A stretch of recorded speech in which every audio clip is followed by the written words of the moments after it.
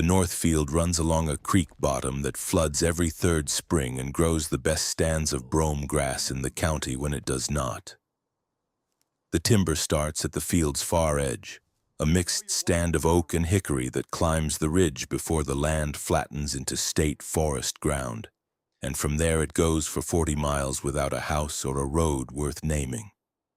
That timber has been there longer than my family has owned the land, longer than the county has had records, longer than anyone I have ever spoken to can account for. The creek at the bottom of it runs cold even in August. The deer come out of it at dusk in numbers that make my neighbors ask how I keep such good habitat, and the answer is that I do not do anything to the timber. I leave it alone. I have learned over the better part of 2 decades that leaving it alone is the arrangement that works. That is the most important thing I can tell you before I tell you anything else. Not what I saw, not what I found, not what happened on the nights I am going to describe. The most important thing is the arrangement, and how long it took me to understand that an arrangement was what I had, and what the cost of that understanding was. My name is Boyd Cutler. I have farmed this ground in southern Missouri for going on 31 years. Before that, my father farmed it, and before him, his father. And the family has held the deed to this particular section of creek bottom and ridge since 1947. I grow row crops on the flat ground, run a small cow-calf operation on the pastures, and lease the timber rights to a hunting club that pays me a fair annual rate to run their deer stands on the ridge. I am not going to tell you the exact location beyond southern Missouri because I have a wife and 2 sons and their families within 20 miles of this farm. And I am not interested in putting their names or their address into a story that will go out on the internet and bring people out here with cameras and questions and the specific kind of intrusion that does no good for anyone. What I am going to tell you is what I learned in 11 years of living 400 yards from a territorial boundary I did not know existed when I moved here, and what it cost me to learn it, and what I have done with what I know. I want to be clear about something before I go any further. I am 63 years old. I have been working this land since my mid-30s. I have spent more nights alone in fields and creek bottoms than most people spend in their beds. I know what deer sound like when they move through brush and what they sound like when something pushes them. I know what a coyote pack sounds like when it runs and what it sounds like when it goes silent. I know the difference between a boar-coon fighting and a tom turkey in the dark and a mink working a creek bank. I have had black bears on this property. 3 of them over the years, all transient, all behaving the way bears behave, moving through, not staying, giving the farm a wide berth once they confirmed humans were present. I know bear behavior, I know wolf behavior, though wolves are rare enough in this part of Missouri that seeing sign is notable. I know what I am looking at when I look at track evidence and scat and kill remains, and I knew it before any of the things I am about to describe happened. I tell you all of that because I want you to understand that when I say I spent 3 years explaining away what I was seeing and hearing on this farm, I am not describing naivety. I am describing the specific stubbornness of a man who has spent a lifetime trusting his own experience, encountering something that his experience does not account for, and refusing to update his model until the evidence makes refusing impossible. The first thing I noticed was the deer. In the late summer of my 4th year on this farm, the deer changed their pattern, not dramatically, not all at once. Gradually, over the course of maybe 6 weeks between August and early October, they stopped using the crossing at the lower end of the north field. That crossing had been a consistent evening movement corridor for as long as I had been watching the property. And the hunting club's trail cameras had years of historical data showing nightly crossings from the timber into the field, right at the lower fence line. Then one August, without any obvious reason, the crossings stopped. The cameras caught nothing. The tracks in the soft ground at the crossing dried up and were not replaced. Deer changed their patterns. Hunting pressure, food availability, changes in timber structure, predator movement. There are a dozen legitimate reasons a crossing goes cold. I noted it and moved on. 3 weeks later, I found a kill site in the timber at the top of the ridge. This is where I need to slow down, because the kill site is where the account stops being explainable, and I need to be honest about the sequence of my own reasoning as it happened, not as it looks in retrospect. At the time, I looked at what was in that clearing and I filed it as a large predator kill, probable mountain lion or possibly a very large coyote pack working together. Missouri has mountain lions. They are uncommon but documented in the Ozarks. And the kill characteristics, the size of the carcass, the manner in which it had been consumed, the distance from the access road, were not outside the range of what a mountain lion produces. What bothered me was the size of the deer itself. It was a mature 8-point buck in full rut condition, probably 230 pounds live weight. Mountain lions take deer of that size, but they take them from ambush, and the ambush leaves specific evidence: a stalk trail, a leap point, claw marks on the shoulders from the initial contact. What I found in that clearing had none of those signatures. The deer had been killed where it stood, in the open, not driven into cover and taken from above. The carcass was intact except for a section of the chest and abdomen that had been opened with what I can only describe as surgical efficiency. No scatter, no tearing, nothing dragged off. Whatever had killed that deer had eaten what it wanted from the center of the carcass and left the rest in place. I noted it in my log as an unidentified large predator kill and walked out.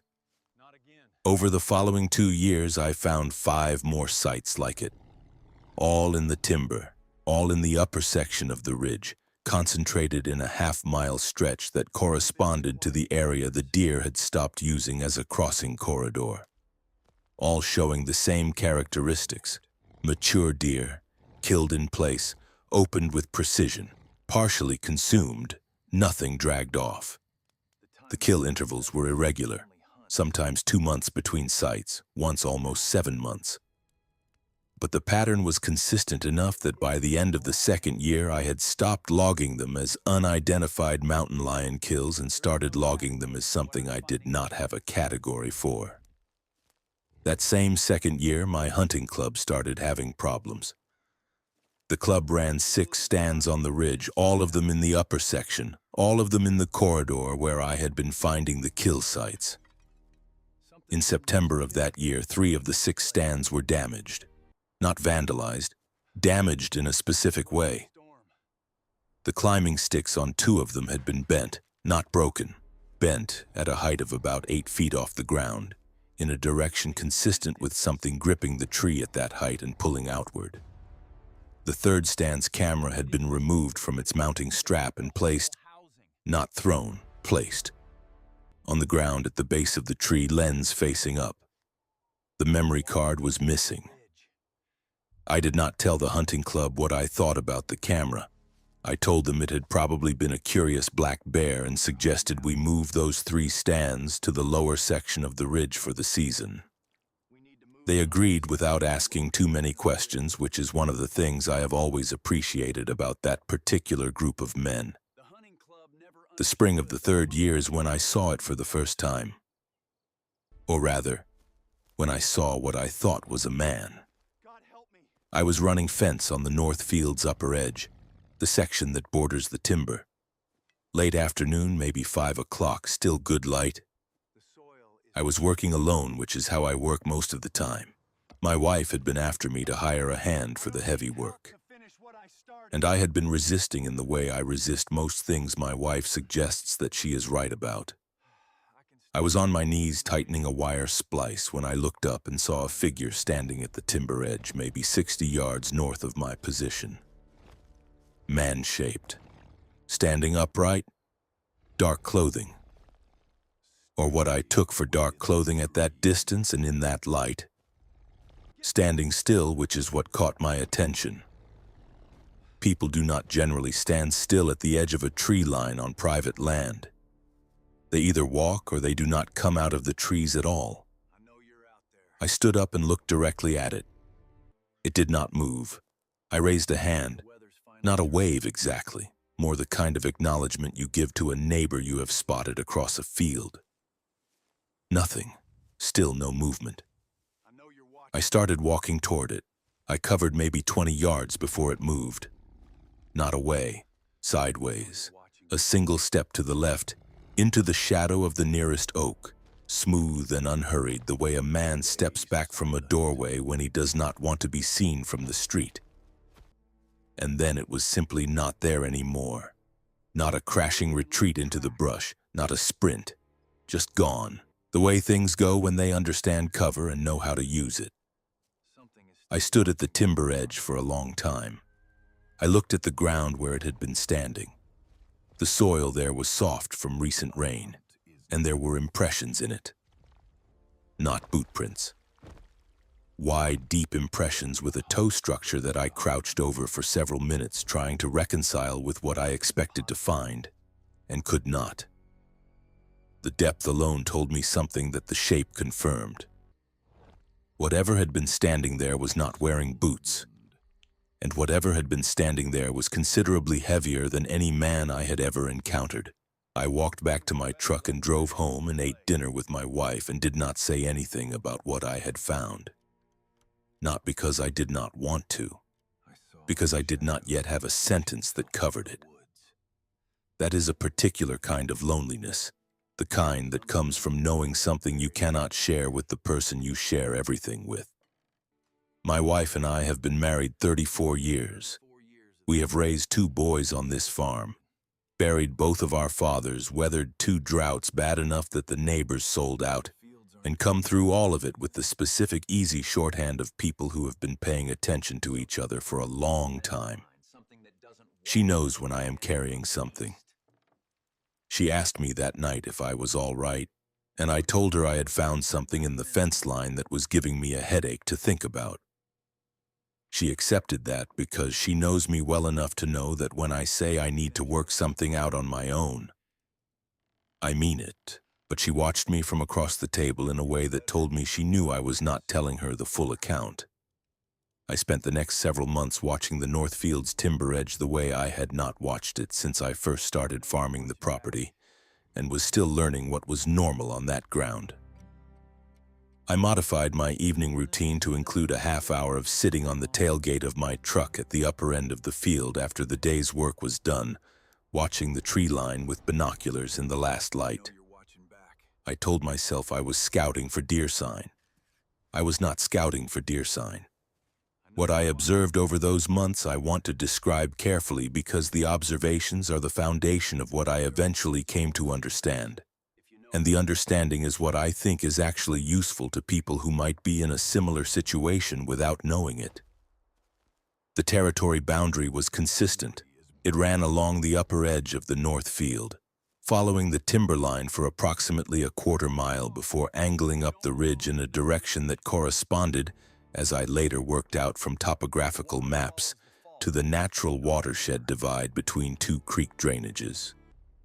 On the east side of that line, the ridge timber, there was no deer movement, no coyote activity, no ground squirrel or turkey activity in the hours before and after dark. On the west side of that line, the field and the lower timber, there was normal, healthy wildlife activity. The boundary was not a physical barrier. Nothing was built across it. But every animal on the property behaved as though the line on the ridge was a wall. Everything except the cattle. This is something I want to spend some time on because it surprised me and because it tells you something important about what kind of thing you are dealing with. My cattle grazed the south pastures, which were separated from the north field by a lane and a farm road. They had no occasion to go near the timber edge. But twice in those months of observation, cattle from the neighboring farm, an old boy named Ray Dennison who ran a cow-calf operation on the land to my west, broke through their fence and ended up in my north field. Both times the cattle that made it into the north field moved to the south end and would not go past the midpoint. They bunched up. They would not be driven north. Ray's hired man spent 40 minutes one afternoon trying to push 6 cows up the field toward the gate at the top, and those cows would not go. They turned back every time, wild-eyed, pressing against each other in a way that told anyone who knows cattle that they were not being stubborn. They were afraid. Ray's hired man thought it was something with the fence. An electric line running too close, a smell from the field. I did not offer a different explanation. But I noted it, and I thought about it for a long time, and what I concluded was that the Dogman, because by this point I had started using that word in my own thinking, reluctantly, after enough nights alone with the evidence, that the Dogman or dogmen using that ridge had a specific relationship with the boundary of their territory that extended to the olfactory. The cattle could smell the boundary the way cattle smell a predator's territory. They were not going to cross it. Not for any amount of encouragement from a hired man with a sorting stick. I want to address the word dogman directly because I went back and forth about using it for longer than I probably should have. I know what the word carries. I know how it sounds to people who have not spent a decade watching a territorial boundary in a Missouri creek bottom at dusk. The reason I started using it was not because I had read accounts online or watched videos or talked to people who had their own experiences. I had not done any of those things at the point when I first applied the word to what I was dealing with. I used it because it was the most accurate single word available for a bipedal canine that behaved with territorial intelligence, and because using accurate language for a thing, even an uncomfortable thing, is a habit that farm work instills in you early. You do not call a dead calf a sleeping calf. You do not call a drought a dry spell when the pastures are cracking. The word fits. I used it. By the 4th year, I had stopped finding reasons to disbelieve what the evidence was showing me and started trying to understand the parameters of what I was dealing with. This is a different mental posture than either acceptance or denial, and it is the one that I think served me best over the years that followed. I was not trying to prove the thing existed. It existed. I was not trying to explain it away. It did not explain away. What I was doing was the same thing I do with any other feature of this property. The flooding schedule of the North Field, the way the ridge timber holds moisture through drought, the specific way this soil compacts in wet years and cracks in dry ones. I was trying to understand the rules. What I learned about the rules took years, and I want to share what I learned because I think it is more useful than any single dramatic encounter, and because the dramatic encounter came eventually, and I will get there. But the rules are what kept me and my family on this property without incident for 11 years, while most of the people who have encounters with these animals have them once and never go near that ground again. Rule 1. The boundary is the boundary. Do not work the upper section of the North Field after dark. Not for a fence repair, not for a stuck vehicle, not for any reason. I adjusted my work schedule to ensure I was out of the upper field by full dark year-round. I had a plausible explanation ready for my wife and my sons if they ever asked why. That the ground was too rough in the dark. That I had nearly turned an ankle up there once. Nobody ever pushed back on it because it was also true. Rule 2. The kill sites are not your business. When I found them, I documented them from a distance, photographs from outside the timber edge, and left them alone. I did not approach the carcasses. I did not collect samples. I did not return to the same spot the following day. Whatever protocol governed the use and abandonment of kill sites was not mine to interfere with, and interfering with it was not going to improve my situation. Rule 3. The stands in the upper section stay down. I moved the hunting club stands to the lower ridge permanently in the 4th year, telling them the upper section had been worked too hard and needed a rest. They accepted it. The arrangement with the hunting club continued without incident for 7 more years. which tells me that the lower section of the ridge was not territory in the same way the upper section was, and that keeping human activity below a certain elevation on that ridge was within the terms of whatever arrangement I had stumbled into.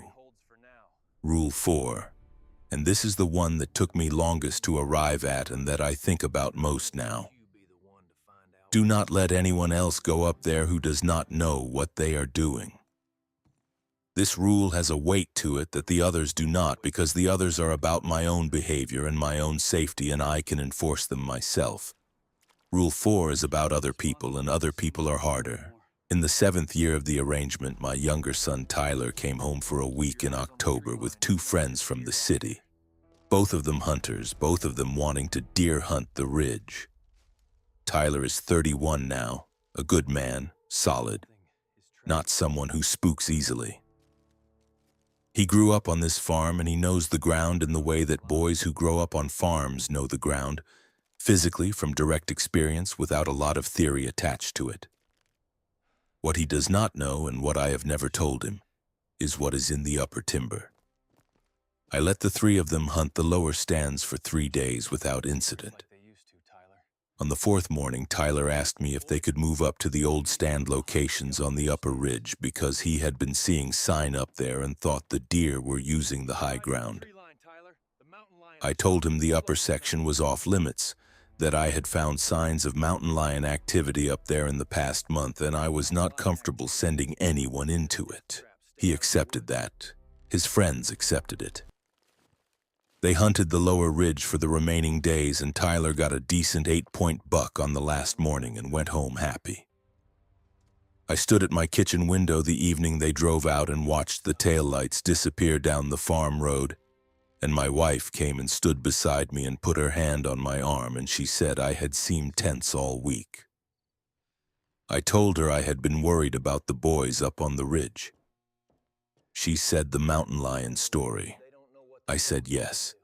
She was quiet for a moment, and then she said she had never seen me use a mountain lion as a reason to keep anyone off the property before, and that she hoped I would tell her someday what was actually up there.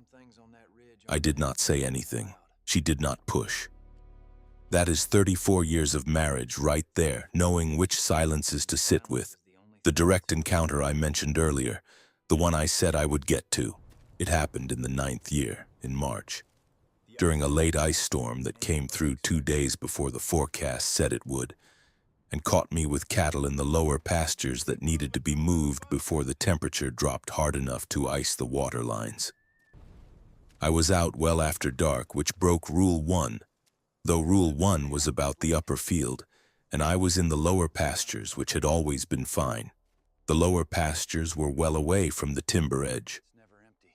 I had been in them at night dozens of times over the years without any indication that I was anywhere near whatever used the upper ridge. I was moving the last group of cows through the gate between the lower pasture and the barn lot when I smelled it.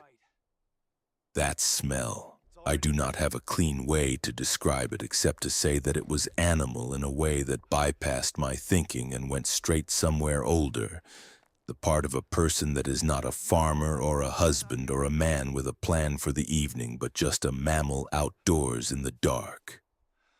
Wet fur was part of it, something underneath that.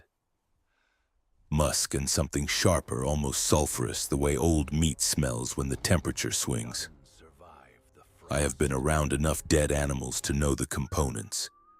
This was those components combined in a way I had not encountered before. I stopped moving. The cattle ahead of me had already gone through the gate and were moving toward the barn. Good. I did not move. I stood in the dark with the gate latch in my hand, and I did not move, and I did not use my flashlight, and I breathed through my mouth the way you breathe when you do not want to make noise. It was close. How close I cannot tell you with certainty. The ice storm had a wind component that was moving the smell around enough that I could not use it to triangulate. 40 yards, maybe. Could have been 60. Could have been less. The ice on the grass was loud under my boots, which meant I had heard nothing approach. Whatever was that close to me had crossed 100 yards of iced pasture without producing a sound I registered. I did not see it, not clearly. What I saw was a disruption in the darker dark at the south edge of the pasture near the fence line. A shape that was wrong against the tree line behind it. Too tall for a deer. The silhouette of the shoulders was wrong, not the sloped shoulder of a bear standing upright, which has a specific shape, I know. The shoulders were level, the outline was broad at the top and narrowed to the waist in a way that was, I am going to use the word human because that is the word that arrived in my mind and I am trying to be accurate. In a way that was human in its proportions without being human in its scale. I stood there. It stood there. I do not know how long. Long enough for the last cow to find her way into the barn and for the sound of the barn door to reach us both. Long enough for the ice storm to build another degree of cold into the air between us. Long enough for me to run through in the back of my mind a quiet accounting of what I had and what I did not have. The gate latch in one hand, a flashlight in my coat pocket, no rifle because I had not thought I needed one in the lower pastures at 9 at night during an ice storm. No rifle. I thought about my wife inside the house with the kitchen light on. I thought about Tyler's truck pulling out of the driveway 2 years before and the relief I had felt watching him go. I did not think dramatically. It was more like a quick inventory. This is what exists. This is what does not. This is where I am. Then it moved. Back. Away from me toward the fence line with that same sideways deliberateness I had seen at the timber edge 6 years before. Not hurried. Not alarmed. The movement of something that had assessed the situation and made a decision about it. One step, then another. Then the silhouette was gone into the tree line and the smell began to thin in the wind. I walked to the barn. I checked the cattle. I latched the barn door. I went inside and took off my coat and boots in the mudroom and washed my hands and went into the kitchen where my wife was reading at the table. And I sat down across from her and she looked up from her book and looked at my face and said, "Boyd," I told her it had been a bad night in the pastures and that I was tired. She put down her book and made me a cup of coffee and sat with me while I drank it. And she did not ask questions, which is one of the ways in which she is a better person than most.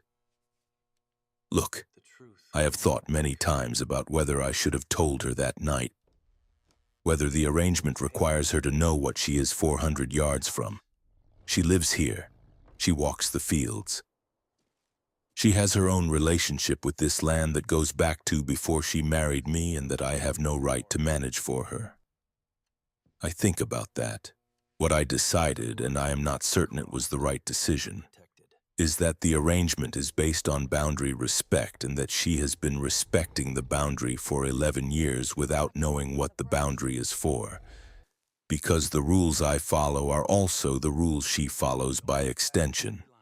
She does not go up to the upper field after dark because I have never suggested it was a good idea. And the cattle have always told her what they tell all of us if we pay attention, which is that the upper ridge is a different kind of place than the lower ground. She knows. She just does not have the specific word for it.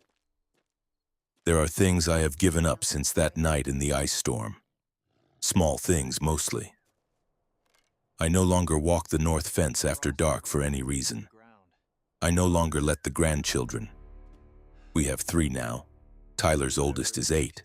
I do not let them play in the upper end of the north field, and I give them reasons that are true enough. Rough ground, bad footing. I have never taken them up the ridge. I probably never will. The deer came back to the lower crossing 3 years ago. I do not know why the pattern shifted back, whether something changed in the timber or whether whatever uses that ridge altered its range for reasons I cannot know. But the lower crossing is active again, and the hunting club is happy, and the upper section stays quiet in the evenings the way it always has. I have spent some time reading about what other people call these animals. In the years since I started being honest with myself about what I am dealing with. Linda Godfrey spent 30 years documenting accounts in Wisconsin. What she described in her research matches what I have observed on this property in almost every particular. The territorial behavior, the boundary maintenance, the intelligence, the relationship with other wildlife in the area. Accounts from Michigan go back to 1887. Ojibwe oral tradition describes these beings as older than European settlement by centuries, which, given that they have apparently been managing territory boundaries in southern Missouri since before my family bought this land in 1947, I find entirely plausible. What I know from 11 years of coexistence is this. They have a territory and they defend it, but they do not expand it unless something changes, and in my experience, the thing that causes change is human incursion, not proximity.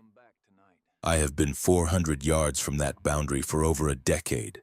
My cattle graze 400 yards from that boundary. The hunting club run stands 400 yards below that boundary. None of us have been harmed. The arrangement holds. What breaks arrangements is ignorance. A man who does not know the boundary is there will cross it. A group of hunters who do not understand what the bent climbing sticks and the missing camera mean will put their stands back in the upper section next season. A family who buys the land next to mine without knowing what is in the timber will send their kids up the ridge on a Saturday afternoon in October and wonder why the kids come back pale and shaking and unable to say what they saw. That is the thing I lose sleep over, not what is up there.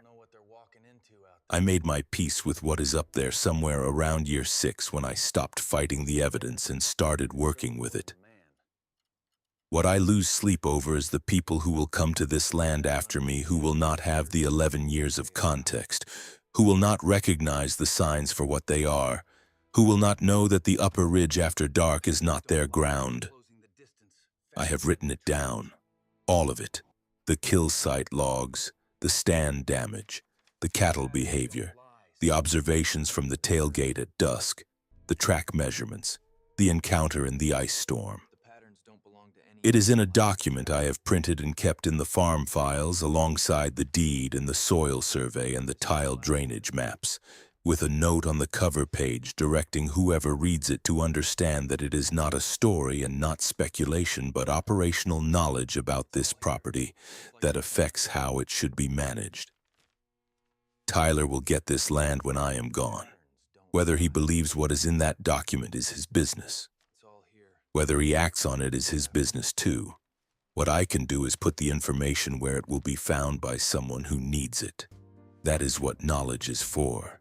Not to settle arguments, not to prove anything to anyone, just to be there when the person who needs it finally goes looking. If you farm or hunt ground anywhere in the Ozarks or the Missouri River country, and something about what I have described matches something you have seen, the kill sites, the changed deer patterns, the cattle that will not go past a certain point in a field, leave it in the comments. You are not imagining it. You are not the first. Subscribe if you want to keep following this. There is more I have not said yet, and I intend to say it before I am too old to say it clearly.